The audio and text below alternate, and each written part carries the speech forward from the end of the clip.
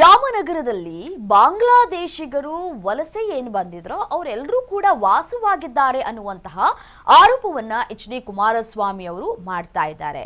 ಇದು ಎಷ್ಟು ಮಟ್ಟಿಗೆ ನಿಜ, ಇದು ಎಷ್ಟು ಮಟ್ಟಿಗೆ ಸುಳ್ಳು ಅನ್ನೋದು ಸದ್ಯಕ್ಕೆ ಸಿಗಬೇಕಾಗಿರುವಂತಹ ಮಾಹಿತಿ. ಆ ಕುರಿತ ಮಾಹಿತಿ ನಿಮ್ಮ ಮುಂದೆ.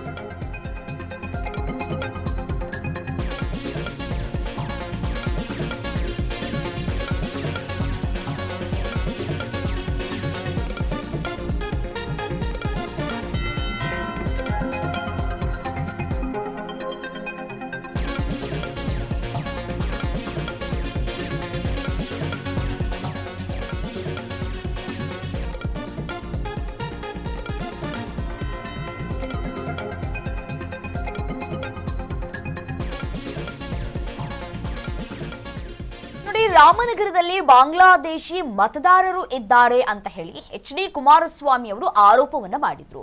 ಎಚ್.ಡಿ. ಕುಮಾರಸ್ವಾಮಿ ಅವರ ಹೇಳಿಕೆಗೆ ದಾಖಲೆ ಬಿಡುಗಡೆಗೆ ಮಾಜಿ ಜೆಡಿಎಸ್ನ ನಾಯಕರು ಈಗ ಒತ್ತಾಯವನ್ನ ಮಾಡ್ತಾ ಇದ್ದಾರೆ.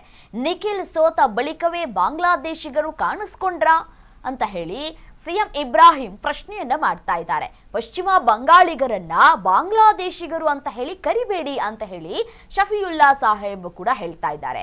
ಎಚ್.ಡಿ. ಕುಮಾರಸ್ವಾಮಿ ಅವರ ಹೇಳಿಕೆಗೆ ಜೆಡಿಎಸ್ನಲ್ಲೇ ಭಿನ್ನಮತ ಸ್ಫೋಟವಾಗ್ತಾ ಇದೆ. ಬಿಜೆಪಿ ಮೈತ್ರಿ ಬಳಿಕ ಜೆಡಿಎಸ್ ರಾಜಕೀಯ ಭಾಷೆ ಬದಲಾಗಿದೆ ಅನ್ನುವಂತಹ ಚರ್ಚೆಗಳು ಕೂಡ ಆಗ್ತಾ ಇದೆ. ಸಹಜವಾಗಿಯೇ ಈ ಪ್ರಕ್ರಿಯೆ ಬದಲಾವಣೆ ಆಗೇ ಆಗುತ್ತೆ. ಜೆಡಿಎಸ್ ಮತ್ತೆ ಮೈತ್ರಿ ಧರ್ಮಗಳು ಏನಿದೆ ಅದನ್ನ ಎರಡೂ ಪಕ್ಷಗಳು ಪರಿಪಾಲನೆಯನ್ನ ಮಾಡಲೇಬೇಕಾದಂತಹ ಅನಿವಾರ್ಯತೆ ಎರಡೂ ಪಕ್ಷಗಳು ಕೂಡ ಇದೆ. ಸೊ ಅಲ್ಪಸಂಖ್ಯಾತ ಮತ ಬ್ಯಾಂಕ್ ಕಳೆದುಕೊಳ್ಳುವಂತಹ ಆತಂಕದ ಹಿನ್ನೆಲೆಯಲ್ಲಿ ಈ ರೀತಿಯಾಗಿ ಚರ್ಚೆಗಳು ಕೂಡ ಒಂದ್ ಕಡೆ ಆಗ್ತಾ ಇದೆ. ಎಚ್.ಡಿ. ಕುಮಾರಸ್ವಾಮಿ ಅವರ ಹೇಳಿಕೆಯಿಂದ ಈಗ ಜೆಡಿಎಸ್ನಲ್ಲೇ ಒಳ ರಾಜಕೀಯದಲ್ಲಿ ಹೊಸ ಸಂಚಲನವನ್ನ ಕೂಡ ಇಲ್ಲಿ ಉಂಟು ಮಾಡಲಾಗ್ತಾ ಇದೆ. ಬೇರೆ ಯಾವುದೋ ಪಕ್ಷ ಇಲ್ಲಿ ಚರ್ಚೆಯನ್ನ ಮಾಡ್ತಾ ಇಲ್ಲ, ಖುದ್ದು ಸ್ವಪಕ್ಷದ ನಾಯಕರೇ ಇಲ್ಲಿ ಚರ್ಚೆಯನ್ನ ಮಾಡ್ತಾ ಇದ್ದಾರೆ. ಬಹಿರಂಗವಾಗಿ ಹೇಳಿಕೆ ಕೊಡುವಂತಹ ಕೆಲಸವನ್ನ ಕೂಡ ಇಲ್ಲಿ ಜೆಡಿಎಸ್ನ ನಾಯಕರು ಮಾಡ್ತಾ ಇದ್ದಾರೆ. ಸೊ ಹಾಗಾಗಿ ಎಚ್.ಡಿ. ಕುಮಾರಸ್ವಾಮಿ ಅವರಿಗೆ ನುಂಗಲಾರದ ತುತ್ತಾಗಿಯೂ ಕೂಡ ಪರಿಣಮಿಸ್ತಾ ಇದೆ ಈ ಒಂದು ಅವರ ಹೇಳಿಕೆ. ಯಾವ ಹೇಳಿಕೆ? ಬಾಂಗ್ಲಾದೇಶಿ ವಲಸಿಗರನ್ನ ಕಾಂಗ್ರೆಸ್ ಮತದಾರರ ಪಟ್ಟಿಗೆ ಸೇರಿಸ್ತಾ ಇದೆ ಅನ್ನುವಂತಹ ಕೇಂದ್ರ ಸಚಿವ ಎಚ್.ಡಿ. ಕುಮಾರಸ್ವಾಮಿ ಅವರ ಆರೋಪ ರಾಜ್ಯ ರಾಜಕೀಯದಲ್ಲಿ ಭಾರಿ ಚರ್ಚೆಗೂ ಕೂಡ ಕಾರಣವಾಗ್ತಾ ಇದೆ. ಆದ್ರೆ ಈ ಆರೋಪಕ್ಕೆ ಯಾವುದೇ ದಾಖಲೆಗಳು ಇಲ್ಲ. ದಾಖಲೆಗಳನ್ನ ಬಿಡುಗಡೆ ಮಾಡಿ ಆ ನಂತರ ನೀವು ಮಾಡ್ತಾ ಇರುವಂತಹ ಆರೋಪವನ್ನ ನಾವು ಒಪ್ಕೊಳ್ಳಬಹುದು ಅಂತ ಕೂಡ ಒಂದು ವರ್ಗ ಹೇಳ್ತಾ ಇದೆ.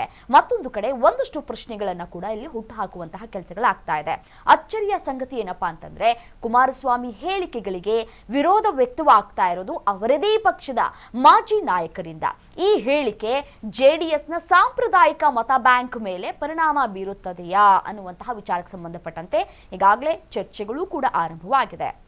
ನೋಡಿ, ಕುಮಾರಸ್ವಾಮಿಯವರ ಹೇಳಿಕೆಗೆ ಮೊದಲು ಆಕ್ಷೇಪವನ್ನ ವ್ಯಕ್ತಪಡಿಸಿರೋದು ಜೆಡಿಎಸ್ನ ಮಾಜಿ ರಾಜ್ಯಾಧ್ಯಕ್ಷ ಸಿಎಂ ಇಬ್ರಾಹಿಂ.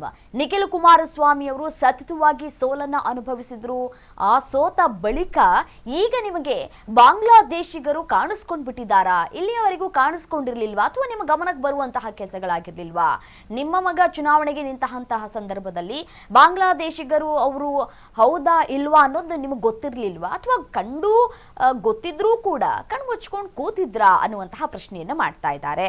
ದೇವೇಗೌಡರು ಗೆದ್ದಾಗ ಅಥವಾ ಅನಿತಾ ಕುಮಾರಸ್ವಾಮಿ ಶಾಸಕರಾದಾಗ ಇದೇ ಜನರು ಇರ್ಲಿಲ್ವಾ ಅಲ್ಲಿ ಅನ್ನುವಂತಹ ಪ್ರಶ್ನೆಯನ್ನ ಕೂಡ ಮಾಡಿದ್ದಾರೆ.